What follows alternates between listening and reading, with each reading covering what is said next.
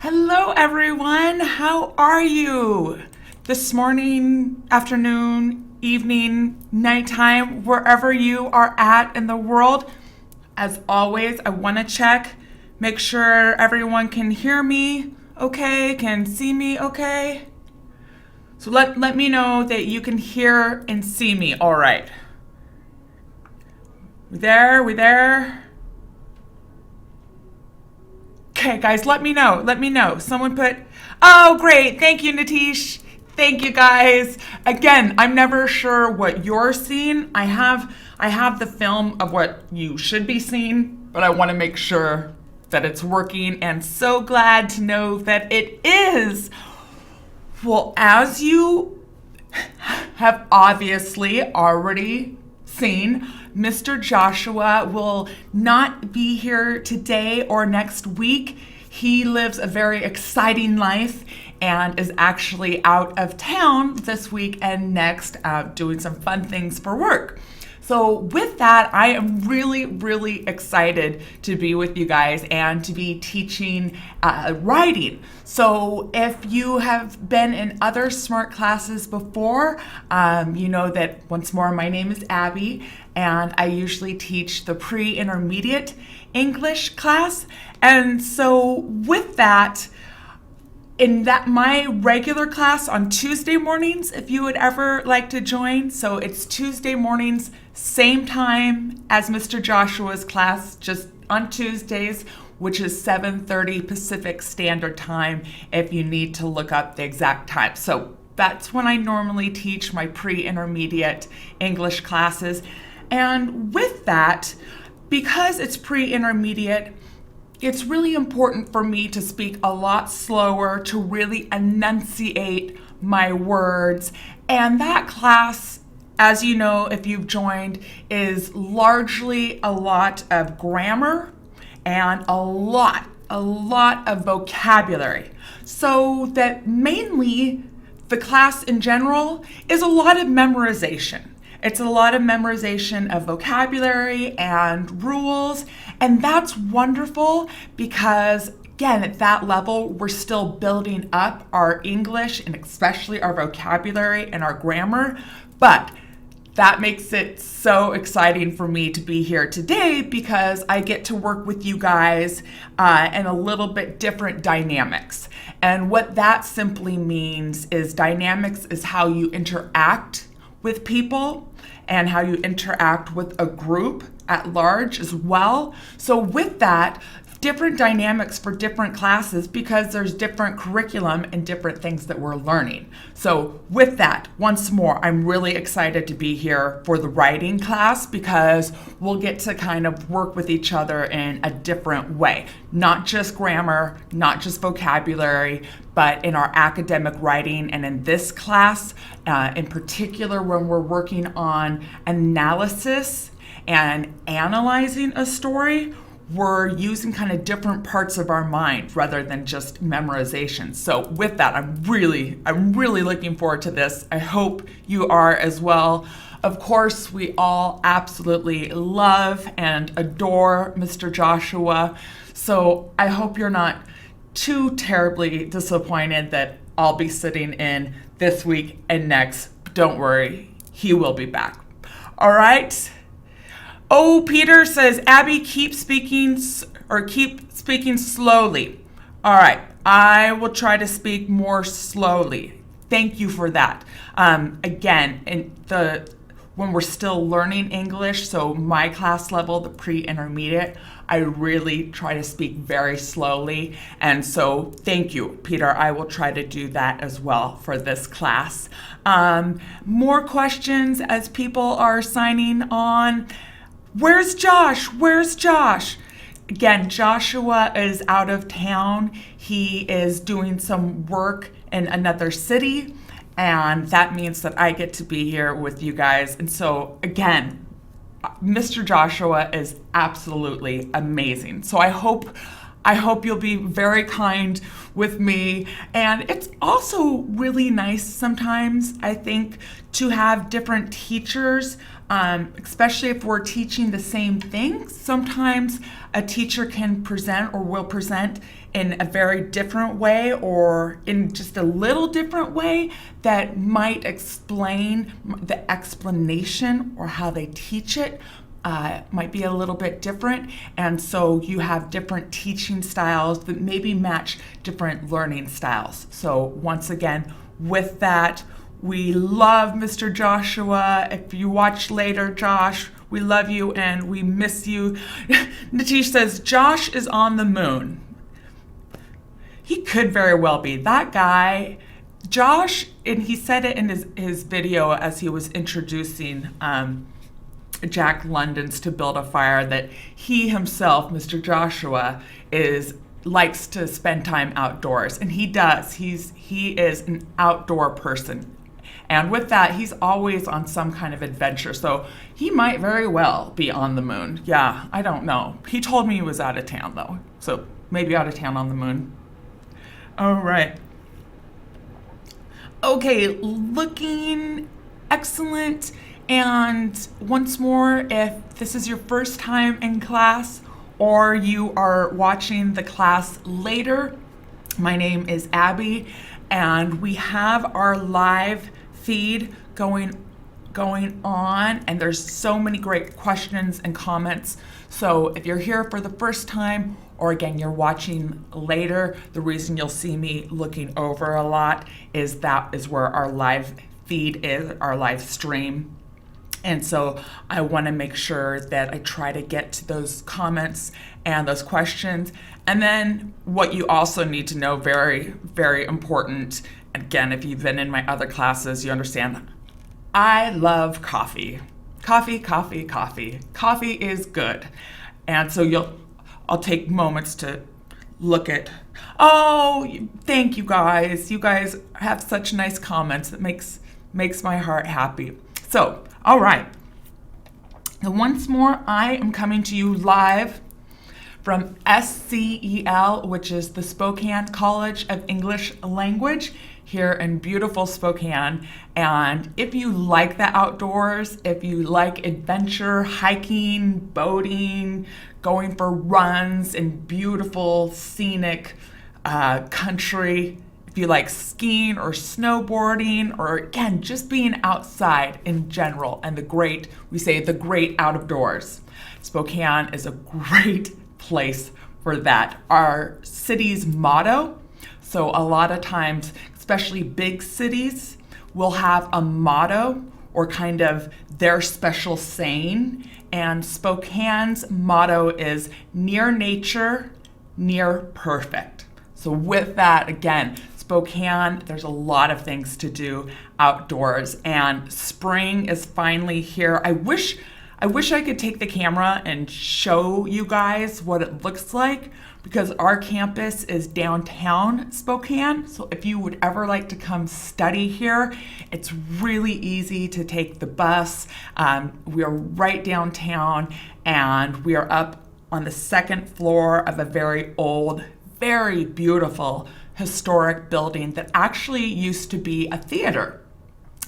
And we overlook downtown Spokane, and this morning the sun is shining, it's coming out, and so to be able to see the sunrise over Spokane and where we're at in downtown Spokane, it's really, really cool, because spring is finally here, and spring in Spokane is, as Mr. Joshua said before as well, so we all agree, spring in Spokane is beautiful. So if you would ever like to study abroad or study in the United States, definitely, please keep in mind SCEL, Spokane College of English Language. And then, of course, our fantastic sister or partner school, CCEL, which is the Canadian College of English Language. So again, wanted to give a couple minutes in case knowledge is free. Abby, is this the normal way you speak, or are you slowing down to help us? I usually, for the beginning levels, I really try to speak very slowly and really enunciate. And enunciate just means saying your words slower and very deliberate. And in particular, really moving your mouth to the sound of the words so that it's easier to understand, and that you're not only hearing the words, but you're also seeing how the words are pronounced if I enunciate, so that you can, we say, read lips. So knowledge is free. You guys let me know. I want to have an appropriate balance between not speaking too slowly, but speaking slow enough and deliberate enough that it's helpful for you guys. So let me know, because I am here for you, and we are here for Smart English. And in particular, today, as I'm covering Mr. Joshua's class, we are here to talk about analytical writing. So looking over, okay, again, I want to make sure we got that. Perfect. Okay. So, all right, here we are. So I want to just go back and do just a quick review in case anyone is new, which, yes, I believe we have a lot of new students here today, as well as it's just nice, since it's been a week, it's nice to have a little bit of review. I always do just a couple minutes review to make sure we would say we're all on the same page. So we're all with the same understanding. So with that, we know that we were looking at the analysis of Jack London's To Build a Fire. So couple definitions we need to make sure we know and understand is subtext. What is subtext? Now we know that a text, we're not talking about texting on a phone. We're talking about text as in writing. So the subtext is a secondary meaning within the text that's intended by the writer. So Jack London's To Build a Fire, we have the fictional story, so we know that fiction is made up, non-fiction is true, such as biographies. Biographies are the recording or the story of a person's true life. Now, if that person writes it themselves, it's called an autobiography. So either an autobiography, biography, those are examples of nonfiction, so true writing. Again, reminder, fiction means that it's made up, okay? So with our reading Jack London's fictional story, To Build a Fire, we have the main story that talks about a man and his struggles and all the problems that he encounters. So all the bad things that happen to him, up to and including freezing to death in the Yukon, which, as Joshua went over last week, is the Yukon is right between Canada and the state of Alaska that is very far north. So a lot of snow, not just cold, really, really, really crazy, insanely cold, up to and including temperatures that can kill someone. And as we read in our story, that is exactly what happens. So although the main text is just a fictional story of a man and the problems he encounters in the Yukon, there's subtext within there. There's secondary meanings that Jack London wanted people to understand and wanted people to analyze, which is exactly why Mr. Joshua chose this story, To Build a Fire, to work on analytical writing, because it's not just a story of a man and the problems that he encounters in the Yukon. There's a lot of subtext. There's a lot of other things going on that Jack London, the author, wanted to try and relay, so give the idea to readers. So again, subtext is the secondary meaning within the text that the writer intends or wants the reader to understand or know. But with that, it means that once more, we have to be analytical. We actually have to go and not just understand the story, but understand what are the other meanings within that story, right? So looking over, okay, knowledge is free. Now I can understand why Josh gave us this story. Yes, it's always nice. I think as a teacher, I try to explain to my students, here's why we're reading the story. This is why we chose this story. And so Mr. Joshua, again, he said he read this story in either high school or college. It's a very, very popular story for English teachers to assign. I remember I read it when I was younger, so years ago. Long time ago. I read it when I was a lot younger. I think I was probably like 12. And the one thing that I remembered is when the man is freezing to death and he's thinking, how is he going to survive? And he contemplates, so that means he thinks about killing his dog because the dog is warm and he could kill the dog and then use the dog's warm body to try to keep his hands from completely freezing. So about 25 years ago, I first read this story and that's what I remembered. So it was interesting for me to go back and read the story now as an adult and really pick up a lot of the subtext that maybe I didn't when I was a lot younger in reading it. So this is why To Build a Fire is a very popular story that English teachers will assign, because it's a very engrossing story to begin with. So engrossing means you really get involved in it. You can really feel the fear and the panic and put yourself in the position of this man.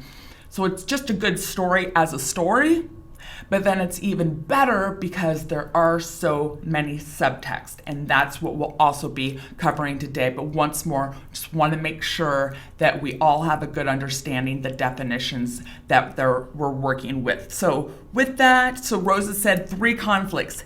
Yep, absolutely. There are 3 main conflicts within the subtext. Absolutely. And we'll be going over those again. Vivek asks, is this story old?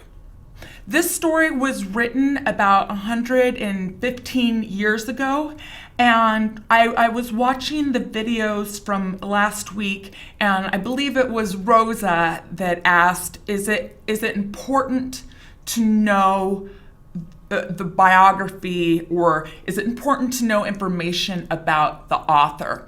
And Joshua answered it perfectly, that it's not imperative.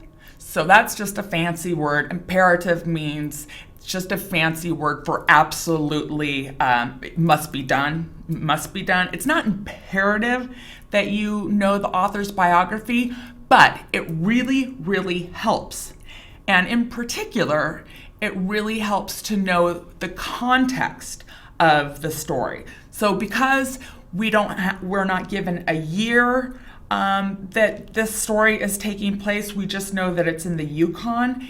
If we do go read the biography of Jack London, or even just in particular, we read and understand when the story was written, that gives us the context. So that, okay, we know that in 1902, when the story was written, people were going up to the Yukon and going up to these insanely remote, so very, very, very far away from any towns or cities, very remote places to try and find gold, all right? And gold was so valuable and people wanted it so badly that they would risk their lives, as this man did in the story. They would risk their lives and going into the freezing Yukon simply to try and find that gold, because everyone, gold, that's what they wanted.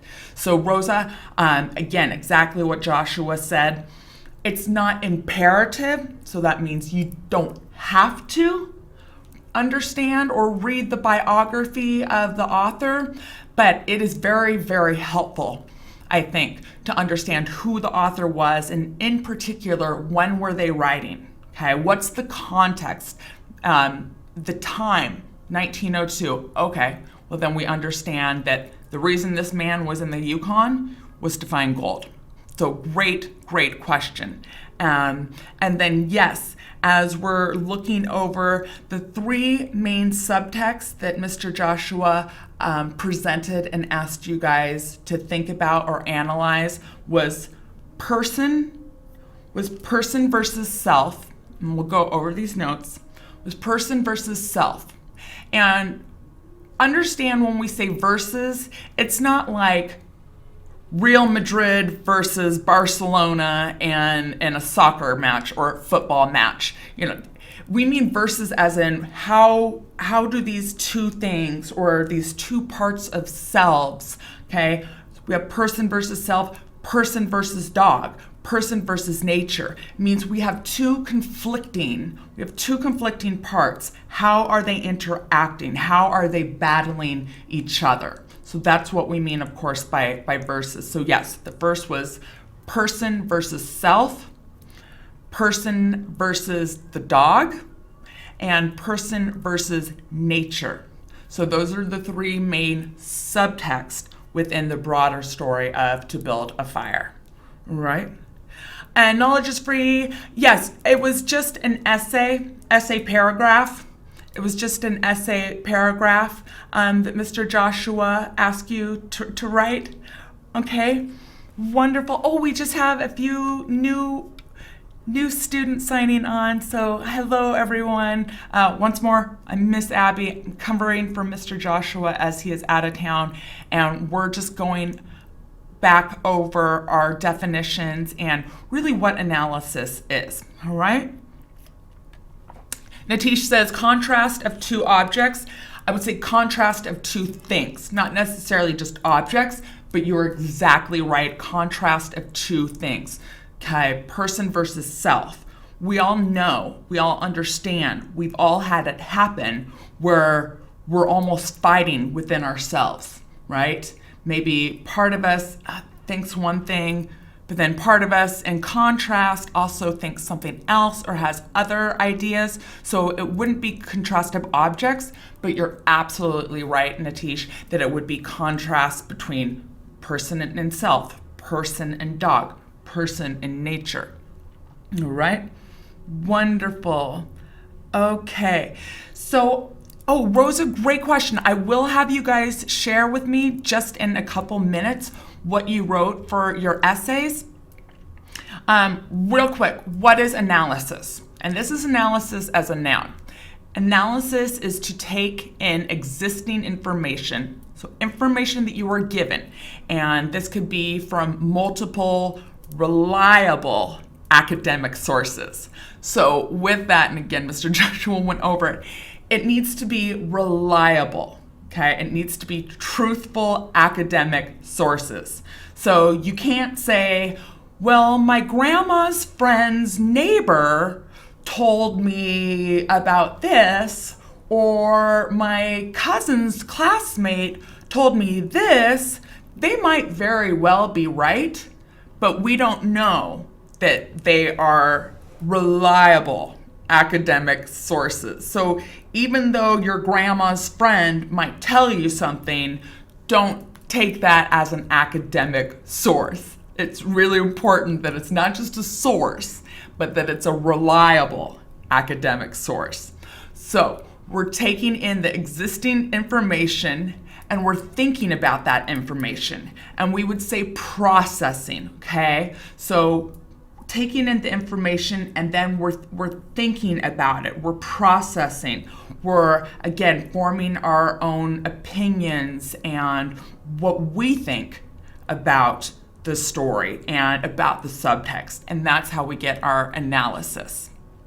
All right? So exactly, take in new information, think about it, and then form an opinion. Right? So the one thing I actually wanted to go, I'm going to hop over, And I thought, as I was watching the videos, that it might also be helpful to know analyze as it is a verb, actually doing it, all right? So the definition of that is to examine methodically and in detail the structure of something, usually information, and use it for the purposes of explaining, for explanation and interpretation. So that's the verb. That is what you are doing. You are taking information, you are thinking about it, and then you are providing an explanation or an interpretation or an analysis, right? So analysis as a noun, analyze as the actual verb, what you are doing. Second definition, to discover or reveal something through detailed examination. And that is exactly what we are doing with this story. We're discovering what the subtext is. Jack London didn't just want us to read the story about this man in the Yukon that freezes to death. There was more. There was a lot of subtext and other meanings that he wanted us to understand. So as you are working on your academic writing, as you go to the college or university, again, your teachers, your professors will very likely give you this exact assignment where they'll give you a short story or something to read, and it's your job. It's up to you as students, and this is the exciting part, right? It's up to you as students to discover, to reveal, okay, through detailed examination, so through your own analysis, what's the subtext? It's not just a story, there's something more that the author wanted me to understand. So that's analyze as a verb, as something you actually do. To analyze, verb, then you come up with your analysis, which is our noun and is in the class notes. One moment, I'm gonna look over. All right. So knowledge is free. Hey, Abby, can a person be an academic source? And we would want an academic source, since academic starts with our vowel. Great question, knowledge is free. Great question. Can a person be an academic source? They can, but you have to be very, very careful. So what I mean by that is a person can be an academic source if they specialize or they are very, very knowledgeable in what they are talking about or what they are asking. So that really you would only ever use a professor or a teacher as an academic source. You wouldn't just ask one of your friends or one of your friends' friends unless they happen to be a professor or a teacher. So you can use people as an academic source, but be careful. You have to make sure that that person is specialized and truly, truly understands what they are talking about. So for an example, in college, I wrote an essay, and it was a philosophical essay. So philosophy, we know, is just basically thinking, and thinking very analytically and even abstract, which just means really thinking in different ways and looking at things in very different ways.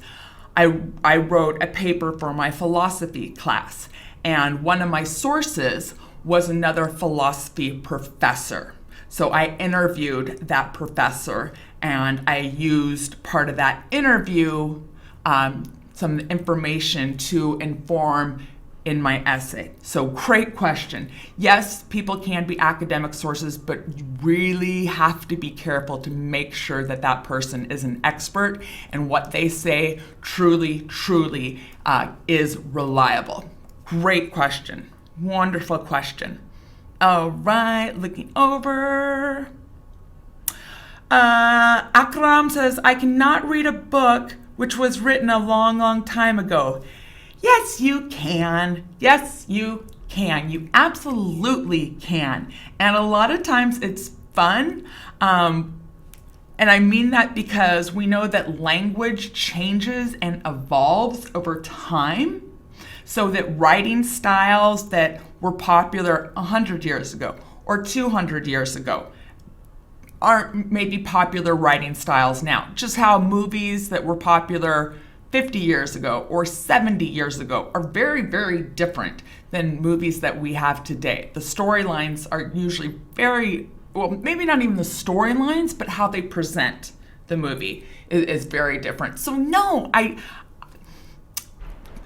my dear friend, my dear student, in the most respectful way possible, I have to disagree with you. Yes, you can read stories that were written a long time ago, and it's a really great practice to read stories that were written a long time ago, because then you're understanding not just modern writing that is specifically written within a certain context. Reading older stories, whenever you're opening your mind, whenever you're experiencing or taking in new information, there's no way that that's a bad thing. In my opinion, that will always be a good thing. And reading old stories is a fantastic way to do that. So, again, my friend, I challenge you. Maybe you're just not reading the right stories. Okay, looking over. Oh, Art, hello from Russia. Hello. Okay. Wonderful. So, continuing on. So, analyze as a verb. Now, let's go back over to our three conflicts: person versus self, person versus dog, and person versus nature.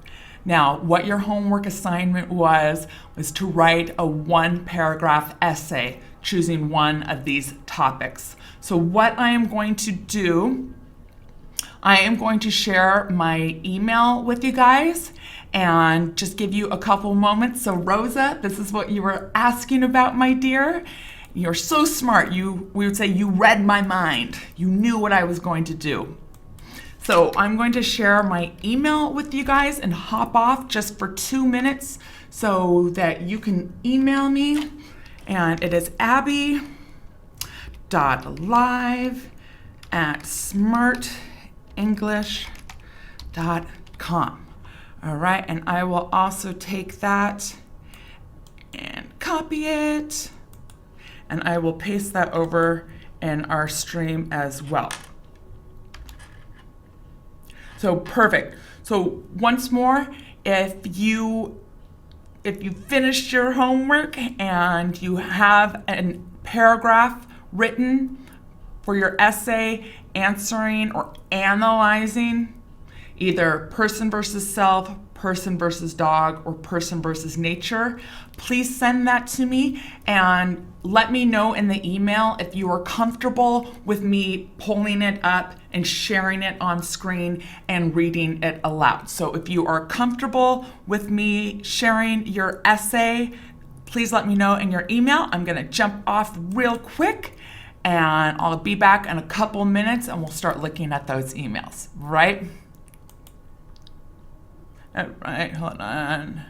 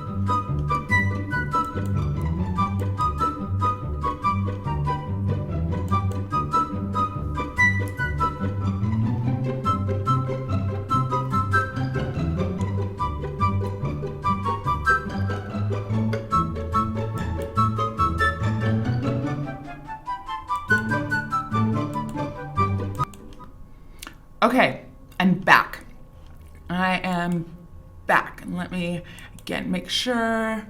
All right. So thank you so much to the brave students that sent their essays and said, yeah, it's okay, do it, share online. And one thing, I have to pause.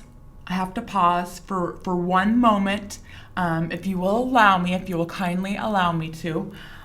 When I was watching Mr. Joshua's videos so that I was prepared for this class, I know there was a couple students that said, well, and Mr. Joshua talked about his own experience, sometimes being nervous to ask questions because you don't want anyone to think that you're stupid or dumb or that you're not smart. And with that, I would like to give you something to think about. Yes, we have all been in a situation where we had a question, but we were not comfortable asking it because we didn't want anyone else to look at us badly and think, oh, that person, meh. Think of it this way. If you ask a question, even if you're afraid that maybe another student or someone else might think that you're not smart, in 5 years, in 5 years' time, in 1 year's time, are you going to remember the answer to that question? I hope so. I really hope so. I hope that once you ask a question and you get the answer and you understand the answer, that will be with you forever, right? That's part of the building blocks. That's part of your understanding of the English language. So that in 1 year's time, the answer to your question will still be with you. But in 1 year's time, is it really going to matter if anyone thought that maybe your question was foolish? Will that matter at all? Even next week, even next month, and certainly in a year from now, it really, in my opinion, it really doesn't matter if in 1 year's time someone thought that you asked a foolish question, because in 1 year's time you'll still have that information. So with that, touching on what Mr. Joshua talked about last week, don't ever be afraid to ask questions. Never, ever, ever. It's part of your growing experience. It's part of learning a new language, right? So always encourage you guys to ask questions. Be brave. A year from now, it's not going to matter if anyone thought it was a foolish question, but it will matter because you'll still have that knowledge and you'll still have that information. All right? So there's my little advice to you as wonderful students, because I want you to do well. I want you to succeed, and I know you are. So great. I am going to take off. All right. So Miss Rosa was so very, very kind and so brave. I have to say brave too, to share this. As I read it, if there's any grammatical errors, I'm just going to skip over them and read it as it should be. And it's perfectly, we have to have errors. We have to mess up. That's how we learn. That is one of the best ways to learn, is actually making mistakes and then learning how and why we made those mistakes. That's a fantastic way to learn. So with that, I'm not going to have time to correct any grammar. We're just gonna read through it, all right? And we're going to be seeing how Miss Rosa, who's so fantastic, and thank you again, my dear, for sharing. We're gonna look at how Miss Rosa chose to analyze Jack London's To Build a Fire.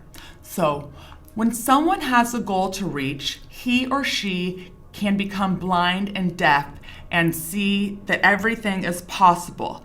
And this power that rises from inside and gives him or her a high self-esteem.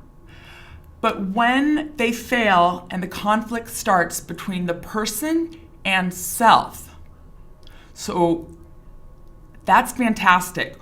When person can believe that they have all this power,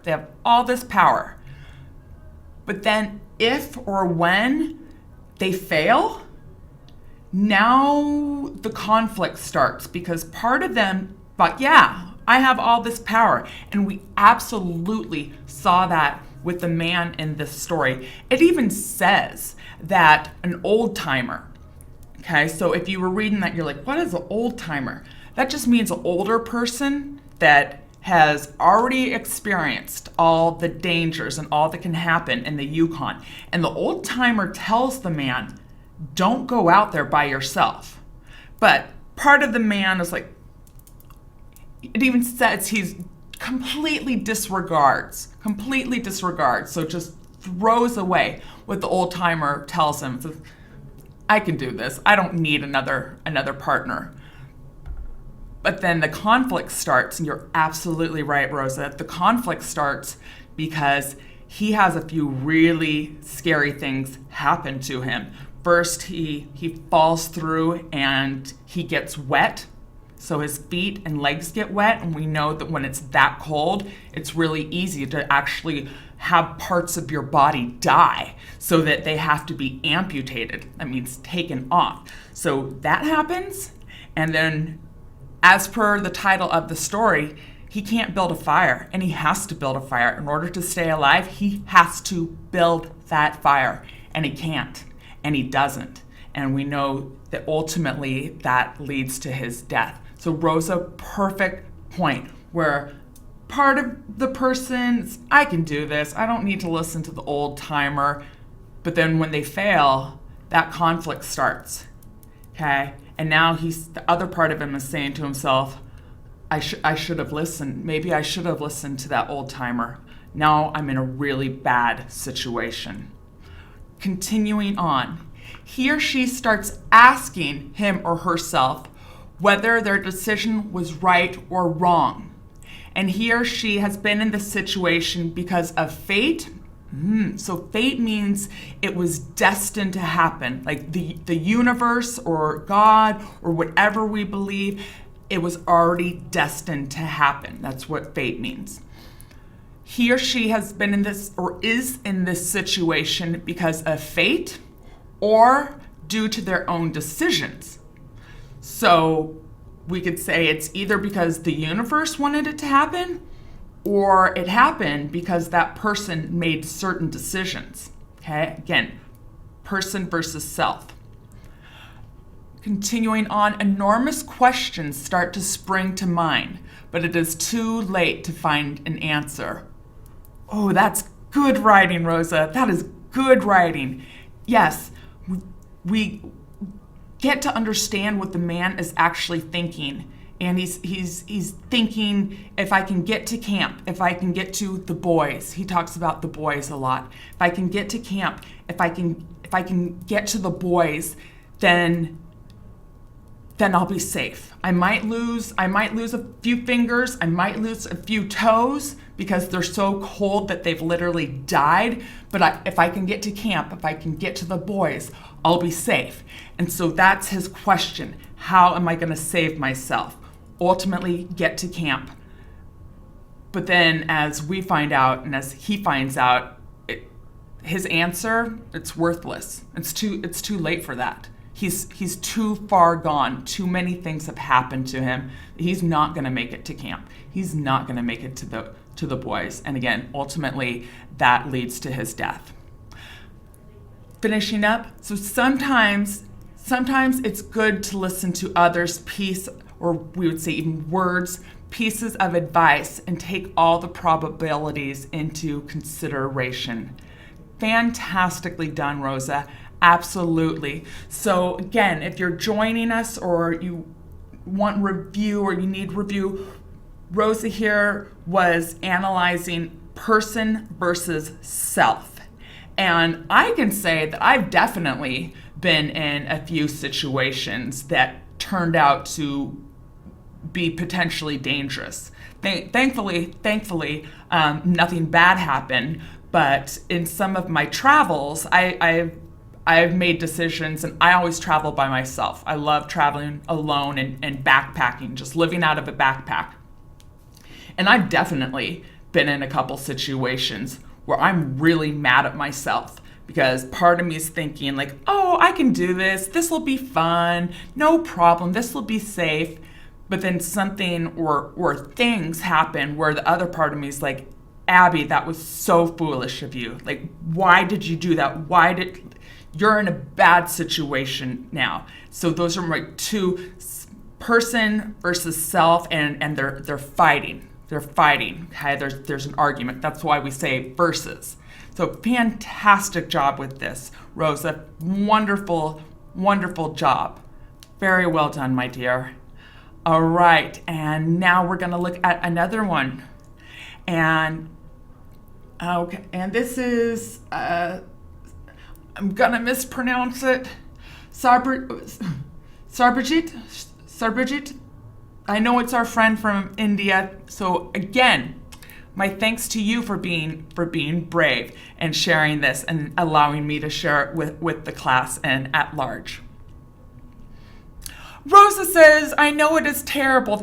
No, Again, I have to disagree with you, my dear student. I have to disagree. You said it's terrible. No, it's not. It's really, really well done. I disagree with you. It's not terrible. It's fantastic. You did a great job, Rosa. Thank you. Okay. So, nature versus man. All right. So we had person versus self.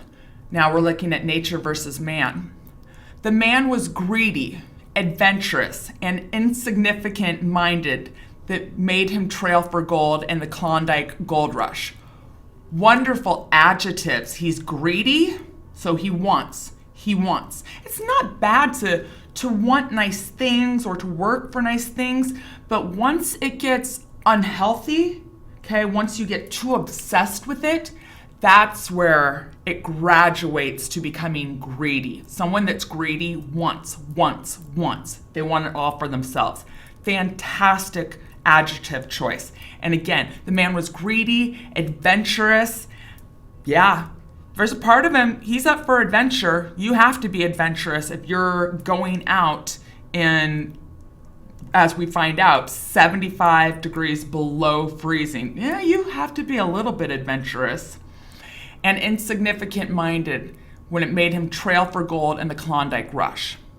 Here the author shows us how a human who claimed to be the bravest and most intelligent made a mistake of underestimating nature while a dog was cunning enough to fear the nature's wrath. Mind blown. We know that's idiom. Your mind is blown. It means, wow, something is so fantastic that it takes you a second to think about it and understand it. Mind blown. That is a fantastic sentence. There's so much good information. Yes, author shows us how this man, he thinks that he's brave.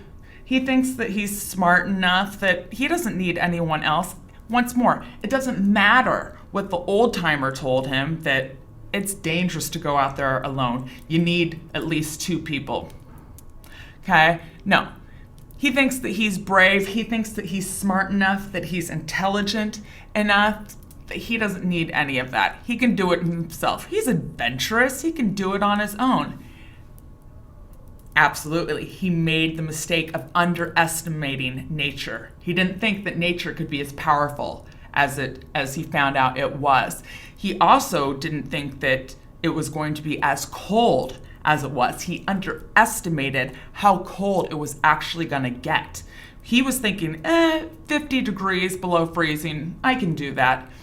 But what he didn't know is that it was much, much, much lower, much colder than he ever estimated. So he underestimated nature. Absolutely. And great, I love this. And as I was reading the story, I was going, yep, the dog was cunning enough. And that's, again, a great choice adjective. Cunning just means the dog knew, okay? The dog was very smart, and not just smart as in intelligent, but smart as in, we know animals will take cues from nature. Animals understand nature. The dog was cunning enough to fear nature's wrath. The dog is actually going, this is this is not good weather to travel in. Okay, the dog actually wants to bury in the snow and make himself a little cozy place to sleep because it's not safe to be out. The dog understands nature and nature's wrath. So we would say how angry and how dangerous nature can be. So continuing on, though nature warned him to stop by freezing his beard and spit, the red-bearded man ignored the warning, which made him face nature's angry side, causing him an unhappy death. Yeah, it was a pretty unhappy death. I'm gonna once more look over that sentence, and it's great. And you and I have very similar writing styles where I write very long sentences. There's a lot of commas in my writing. There's a lot of colons or semicolons, and so I really enjoy this writing style because it's very similar to my own. So yeah, nature, if even breathing and even trying to spit, it just freezes. Nature's telling you it's really cold. It's to the point where you could die because it's so cold. In the very least, you are probably going to lose fingers and toes, which again will be amputated, taken off, because when it's that cold, parts of your body literally freeze to death. Nature's telling them, like, this is not safe. This is not safe to keep going. All right? So though nature warned him to stop by freezing his beard and spit, the red-bearded man ignored the warning, which made him face nature's angry side, causing him an unhealthy death. And I really like that in Rosa's first essay, we had person versus self, and then I love that in this essay we have person versus nature. And I was talking to my students one time where I think as humans, and we're seeing this illustrated in wonderful essay form, how as humans, sometimes we get arrogant, okay? So to be arrogant just means, I know more, I can do this, I don't need anyone else. I think as humans, we can get arrogant. We can put a man on the moon. We can put people into outer space. We can go to the very bottom of the ocean floor. We think that we've conquered nature, but we see time and time again that when nature gets angry, there's really nothing we can do about it. And even though this story was written 115 years ago, where, they didn't have cell phones, where he could just call and say, "Hey, I'm stuck. Can you please come get me?" It's the same. If someone were to go out today in the Yukon and not have any of the modern things that we have that can keep us safe in that cold a temperature, even today they would still be up against an angry nature that could very well cause and bring about their death. So I love that in this paragraph you brought that up. Nature's angry side. Okay? We can't control nature. We cannot control nature. We might think we can. We might think, well, we can go to the moon, we can go to the bottom of the ocean, but nature will always be dangerous. And I would almost say nature will win as if we're not prepared. And this man wasn't, and nature did win. It caused his unhappy death. Absolutely.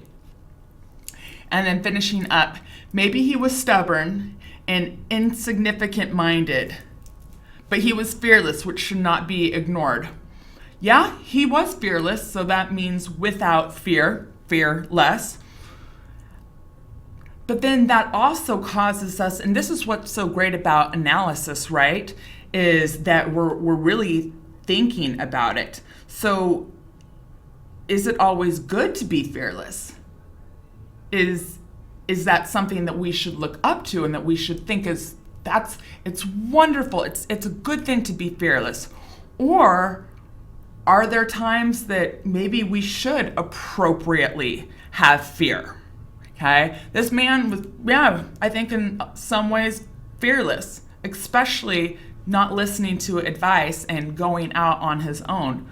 But his fearlessness actually brought about his unhappy death. So again, there's even more. There's more for us to think about, and I love it. I love it. I love analysis and analyzing things, and again, looking at the subtext within stories and within writing. So both of these essays, guys, thank you so much. Thank you so much for being brave enough to allow me to read your essays here with our wonderful, wonderful class and with everyone. Both of you guys, very, very well done. I am impressed. I'm very, very impressed with that. So, going over to our class notes. All right, one moment. So what I would like for you guys to do for your next homework. All right, so we have person versus self, okay? And then we have person versus the dog, which we didn't look over. And then we had person versus nature, right? So those were the three subtexts that Joshua asked you to look at. So what I would like you to do for this week's homework is whatever two you did not choose. So Rosa, you did person versus self and did a fantastic job. So what I would like you to do, and for anyone that, knowledge is free. Thanks, Abby. No, thank you. Thank you for allowing me to read your essay. So again, Rosa, for an example, did person versus self, and that was her analysis, and fantastic analysis it was.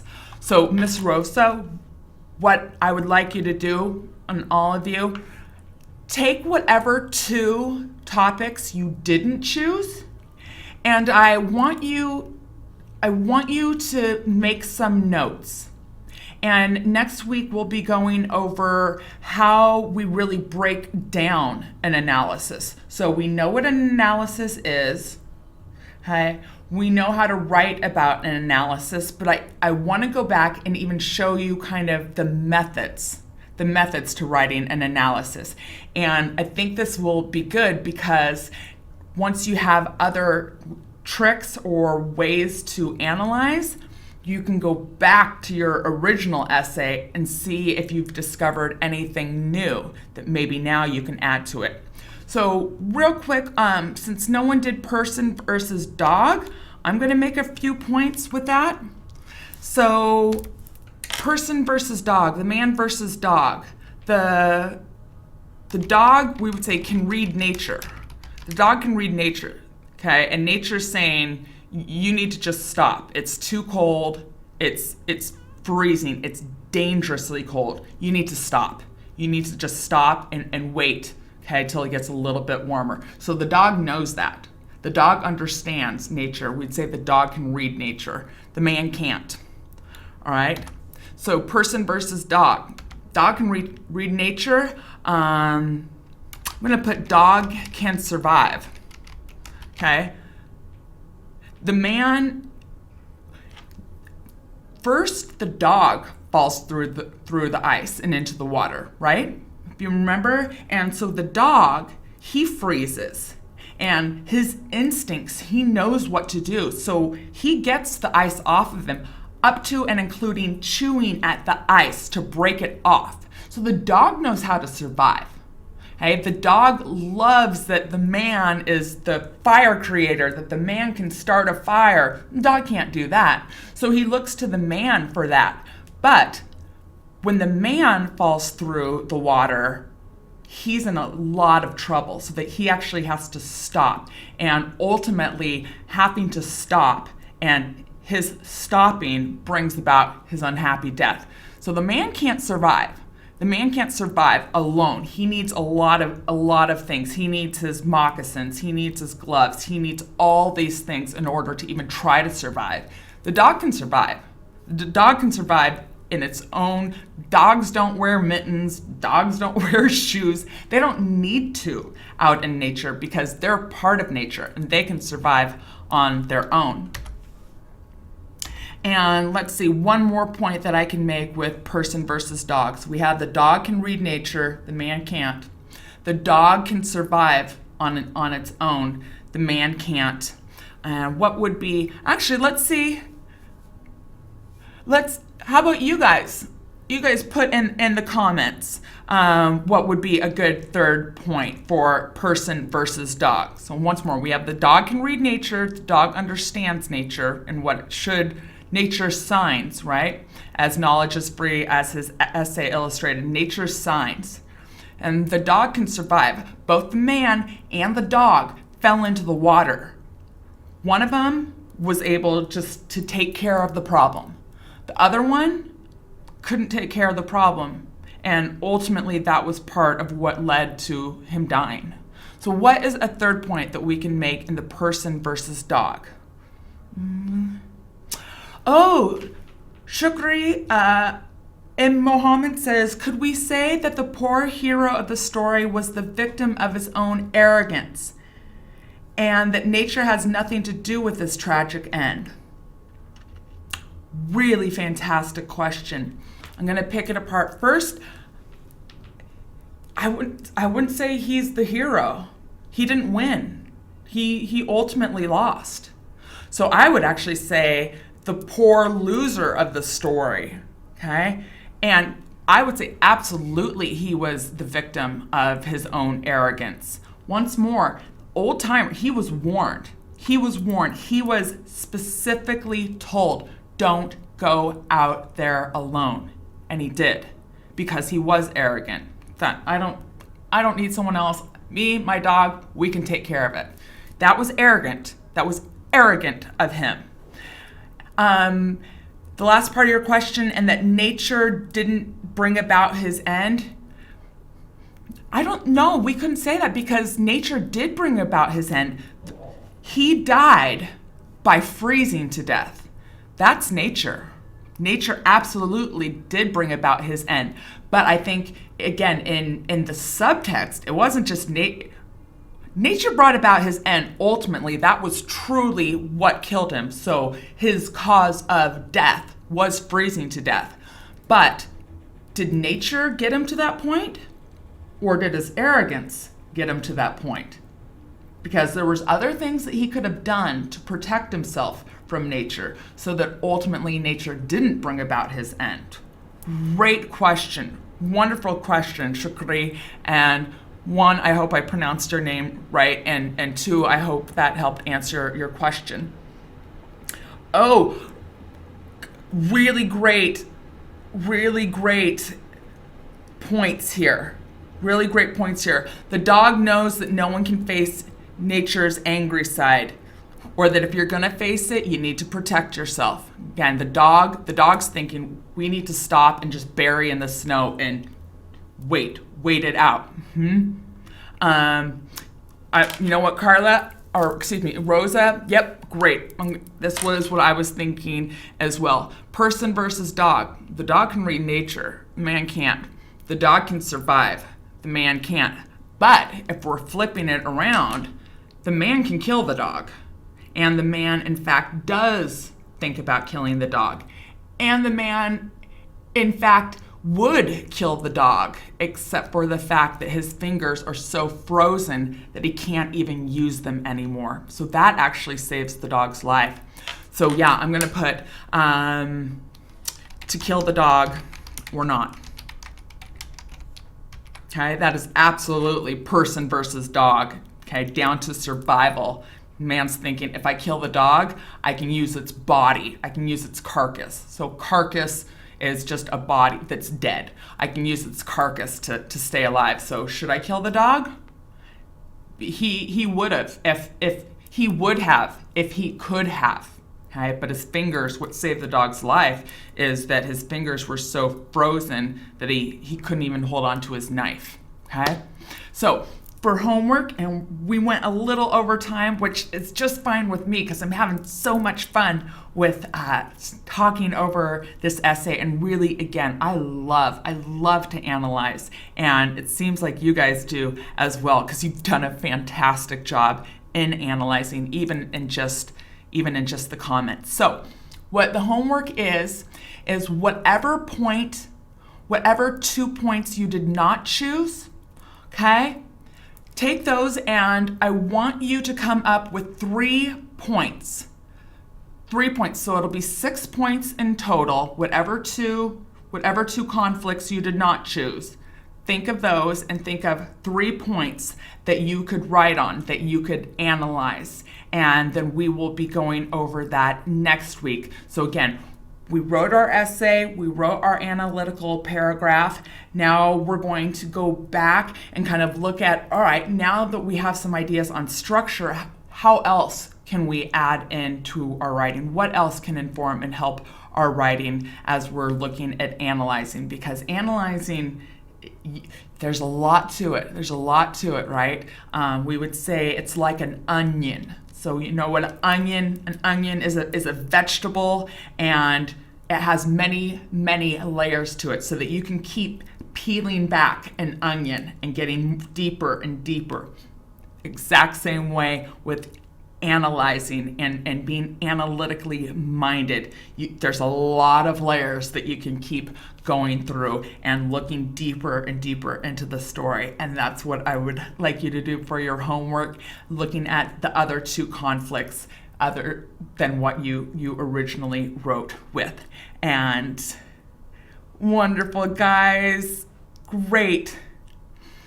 So with that, once more, there is my email, or so our premium subscribers, you have my email if you would like to send me questions and send me in advance your points that you are making and writing for looking at other parts of the analysis of Jack London's To Build a Fire.